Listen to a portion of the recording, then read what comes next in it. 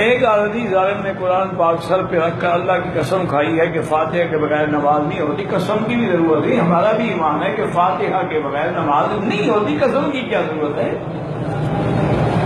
بھائی؟ یہ تو حدیث رسول اللہ ہے، لا صلاۃ الا بفاتحۃ الکتاب، کہ کوئی نماز نہیں جب تک کہ فاتحہ نہ پڑھی جائے۔ آپ مجھے یہ کریں کہ کوئی نماز دکھائیں جس میں فاتحہ نہ ہو۔ مثلا میں نے نہ پڑھی لیکن امام نے تو پڑھی نا، فاتحہ تو آ گئی نا نماز میں، تو نماز تو بغیر فاتحہ کے نہیں ہے نا۔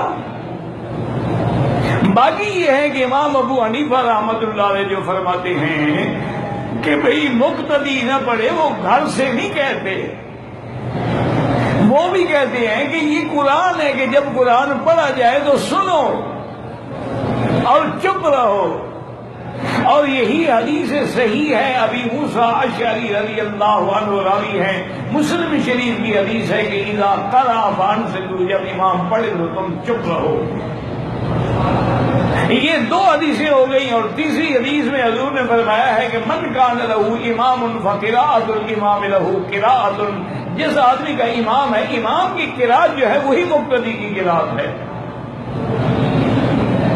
اور اسی طرح صحیح حدیث میں حضور نے سکھلایا ہے نمازیوں کو اور مقتدیوں کو، وظیفہ بتایا ہے کہ اذا کبر وکبروا، اذا رکع فرکعوا، اذا سجد فسجدوا، اور آخر میں اذا قال الامام غیر المغضوب علیہم ولا الضالین فقولوا آمین۔ تو غیر المغضوب علیہم ولا الضالین امام کا وظیفہ ہے، مقتدی کا نہیں ہے۔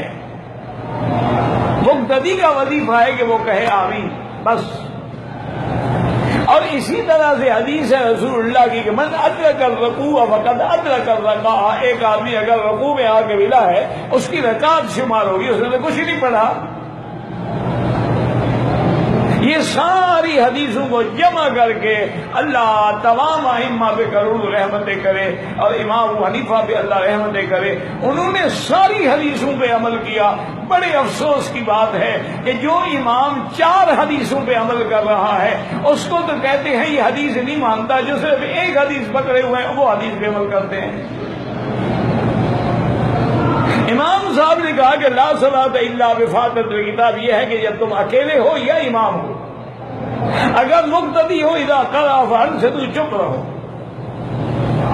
اور اگر مقتدی ہو تو امام کی قرأت ہو۔ اب مثال کے طور پہ یوں سمجھیں، اللہ کرے آپ کو سمجھ آ جائے کہ اگر مثلا ظہر کی نماز میں یا عصر کی نماز میں قرأت سری ہوتی ہے، امام ایسا پڑھتا ہے، ہم تو نہیں سن رہے نا، اگر اس نے کوئی ایسی آیت پڑھ لی جس میں سجدہ ہے، تلاوت ہے، تو امام سجدہ کرے گا کہ نہیں کرے گا؟ کرے گا۔ ہم بھی کریں گے نہیں کریں گے؟ جب ہم نے سنا ہی نہیں، پڑھا ہی نہیں، تو ہم کیوں کریں؟ من یہ ہے کہ اس کا پڑھنا ہمارا پڑھنا ہے۔ اچھا، اگر امام سے غلطی ہو جائے تو سجدہ صاف کرے گا کہ نہیں کرے گا؟ تو اگر امام سجدہ صاف کرے، ہم بھی کریں گے یا نہیں کریں گے؟ تو ہم نے تو غلطی نہیں کی، ہم کیوں کریں؟